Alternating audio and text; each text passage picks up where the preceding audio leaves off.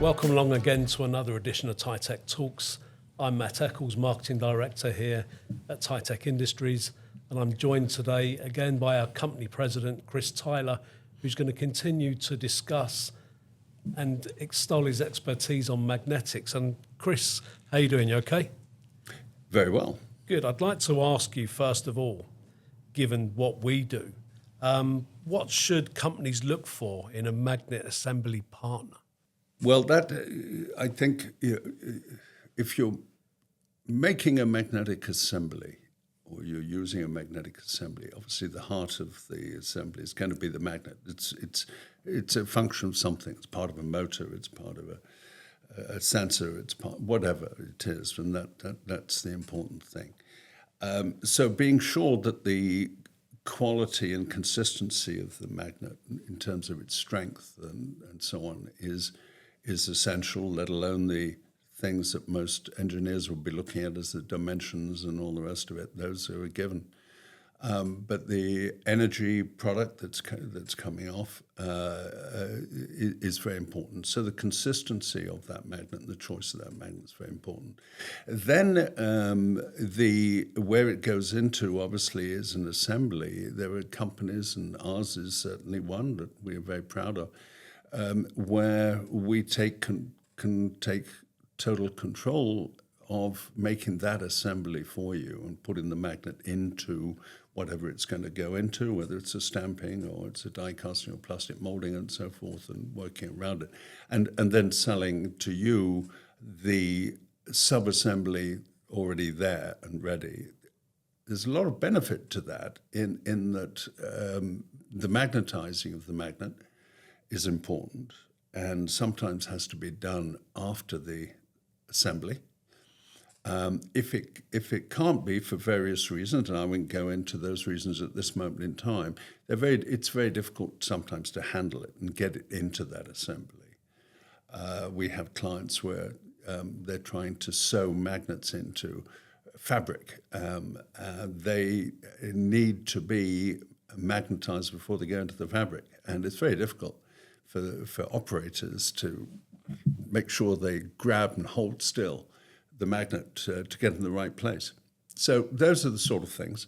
And we have a lot of expertise. It goes back a long, long time, I'm glad to say, and we've learned and made some mistakes and learned from our mistakes. But that is really what I would recommend. But we trod on a path and we can guide new customers down that path with us. Absolutely, absolutely. And I think there's as with everything, not just magnets, as with everything, there's a big mistake that people can make in going on to the web, and I'm not trying to knock it, but there's so many apps like, trying to think, like an Alibaba. Thank you, Alibaba. Where there's a stream of people that can do this and put up sometimes videos of their facilities and so forth. And in the early days, certainly a good 20 years ago, I often visited some of these to actually see what they were, and because they look tremendous operations. And when you go there, I did 21 visits actually in 1 year over something like a 4-week period. And you went there and it was basically like the old Wild West sets where there was sort of 2x4s holding the saloon. So it's very easy to get caught in that. Not very well monitored, maybe better monitored today. I sincerely hope it is. But you need to be with a company that's been around a long time. And we've got a good relationship with our magnet factory, right? Well, I think we're fortunate, but we've developed it. We have a very close relationship with, if not the second largest producer of neodymium iron boron in the world. And we have worked with them for over 30 years. And their client roster is very impressive. A big pardon? Their client roster is very well, impressive. Their client roster is yes, absolutely. They're names that everybody knows. They weren't in the early days when neodymium was sort of developing and so forth. But today they are. They're obviously, as a foremost producer of this material, their client roster is outstanding. So how do we ensure magnetic strength and consistency? Well, we have to do it through them. They certify the material that comes through. So when they produce the alloy and then produce a magnet for us from that alloy, they send us basically a printout to show that it meets all the magnetic requirements.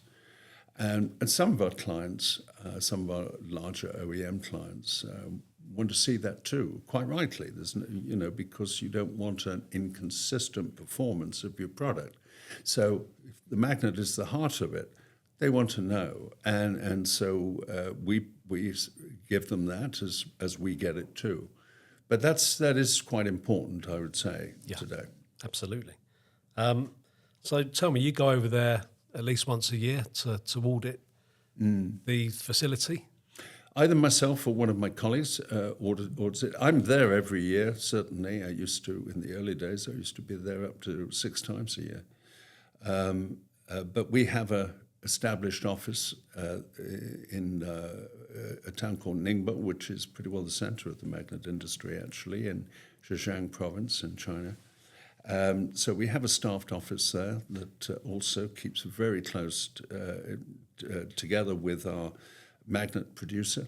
They have a great relationship and are able to come and go. And that means that I don't have to be there so often, but I'm there every year anyway to see them and to update them on what we're doing and what we'd like to do. And we work together in developing markets and developing products, and have done for a long time. We keep a fairly low profile, basically, but steady.